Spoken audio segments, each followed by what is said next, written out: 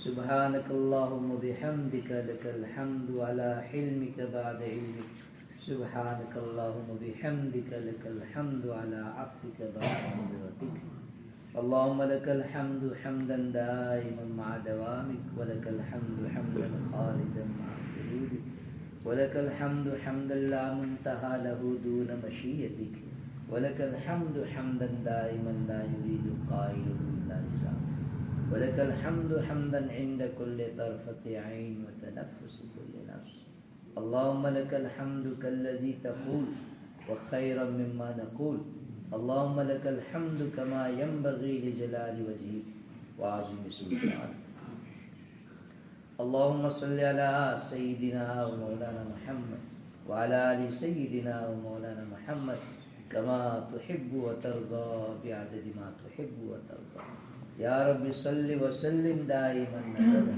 على حبيبك خير الخلق كلهم اللهم صل صلاة كاملة وسلم سلاما تاما على سيدنا ومولانا محمد تنحل به العقد وتنفرج به الكرب وتقضى به الحوائج وتنال به الرغائب وحسن الخواتم ويستسقى الغمام بوجهه الكريم وعلى آله وصحبه في كل لمحة ونفس بعدد كل معلوم لك اللهم يا ارحم الراحمين يا اکرم الاکرمین یا حی یا قیوم برحمتك نستغیث یا ذا الجلال والاکرام یا ذا الجلال والاکرام یا ذا الجلال والاکرام یا اللہ ہمارے گناہوں کو معاف فرما یا اللہ ہماری خطاؤں سے درگزر فرما زندگی کی ساری بدعمالیوں کو معاف فرما یا اللہ سیئات و حسنات سے مبدل فرما مرد دم تک ایمان اور اعمال صالحہ پر جمع رہنے کی توفیق عطا فرما غسل جنازہ سے پہلے غسل معاصی نصیب فرما کفن پہننے سے پہلے لباس تقوی پہننے کی توفیق عطا فرما یا اللہ اپنی مرضیات پر زیادہ سے زیادہ چلا کر نامرضیات سے ہماری حفاظت فرما نبی اکرم صلی اللہ علیہ وسلم کے تینوں حقوق ادا کرنے کی توفیق عطا فرما حق عظمت حق اطاعت حق محبت حضور پاک صلی اللہ علیہ وسلم کے طریقوں کی محبت اور غیروں کے طریقوں کی نفرت ہمارے دلوں میں ڈال دے یا اللہ اپنی دائمی رضا اپنی دائمی خوشنودی ہم سب کو عطا فرما یا اللہ اپنی یاد سے ہمارے دلوں کو آباد فرما دوام ذکر دوام طاعت کی توفیق عطا فرما یا اللہ نور محبت سے نور طاعت سے نور علم یقین سے نور معرفت سے نور علم عمل سے نور قرآن حدیث سے ہمارے ظاہر باطن کو منور فرما اے اللہ کریم اے اللہ کریم نیکیوں کی رغبت اس کا شوق اور گناہوں کی نفرت ہمارے دلوں میں جاگزین فرما اللہ ہم انتہائی گناہوں کی دلدل میں ہیں پھنسے ہوئے ہیں ہر سمت سے اللہ ہم گناہوں میں پھنس چکے ہیں نفس شیطان کی ہمارے اوپر الغار ہے سماج اور معاشرے اور غلط دوستوں کا ہمارے اوپر حملہ ہے گویا اے اللہ اپنا فضل فرما کر ہمیں گناہوں کی دلدل سے نکال لیجئے اطاعت کی شاہراہ پر ہم سب کو گامزن کر دیجئے مولا گناہوں سے ہمیں نجات عطا فرما اس ماہ مبارک کو گناہوں سے چھٹکارا پانے میں ذریعہ بنا دیجئے اس ماہ مبارک کو ہماری آئندہ زندگی میں انقلاب عظیم کا ذریعہ بنائیے ہماری زندگی میں خوشگوار بہترین تبدیلی کا ذریعہ بنائیے حصول تقوی کا ذریعہ بنائیے اللہ اس ماہ مبارک کو جس طرح وصول کرنا چاہیے ہم نہیں کر سکے ہماری کمزوریاں ہیں ہماری کوتاہیاں ہیں ہماری غفلتیں ہیں یا اللہ اس کے باوجود تھوڑا بہت جو ہوا جو آپ کی توفیق سے ہوا ہے مولا اسی کو قبول فرما کر ہماری زندگیوں میں تبدیلی پیدا کر دیجیے اے اللہ کریم پورا سال ہمارا اس طرح گزرے کہ کوئی نافرمانی نہ ہو تیرے مطیع اور فرما بردار بندے بن کر ہم رہیں ایسی ہماری سعادت مقدر فرما اے اللہ کریم رحم کا کرم کا فضل کا اور عافیت کا معاملہ فرما اے اللہ کریم نفس شیطان اور غلط ماحول دوستوں کے مقابلے میں ہماری بھرپور نصرت اور مدد فرما اے اللہ ہمیں گناہوں سے صاف بچا لیجیے گناہوں کا جہاں موقع آوے یا اللہ اپنا فضل فرما کر ہمیں بچا لیجیے اللہ ہم انتہائی قصوروار ہیں، گنہگار ہیں، خطا کار ہیں۔ اللہ آپ کی دی ہوئی نعمتیں کھاتے رہے، پیتے رہے، برتتے رہے، پہنتے رہے، لیکن یا اللہ ان ساری نعمتوں کو استعمال کر کے تیرا ہی مقابلہ کرتے رہے، تیری ہی نافرمانیاں کرتے رہے۔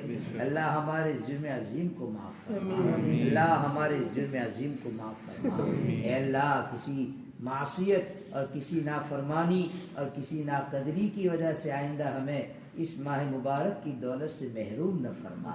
اللہ ہم توبہ کرتے ہیں، ہمیں توبہ نصوح نصیب فرما دیجیے، اور آئندہ ہم عزم کرتے ہیں اور آپ سے توفیق مانگتے ہیں کہ ماہ مبارک کی اور پوری زندگی کی قدردانی کریں گے۔ اللہ اس کی ہمیں توفیق عطا فرمائے، زندگی کا کوئی لمحہ ضائع نہ ہو، زندگی کی کوئی گھڑی ہماری ضائع نہ ہو مولا، ایک نافرمانیوں میں ہم استعمال نہ کریں۔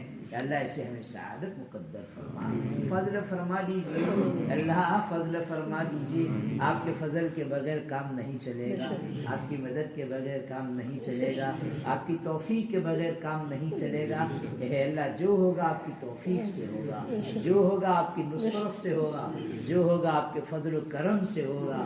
اے اللہ ہم آپ سے دعا کرتے ہیں کہ اللہ ہمیں گناہوں سے نکال لیجیے۔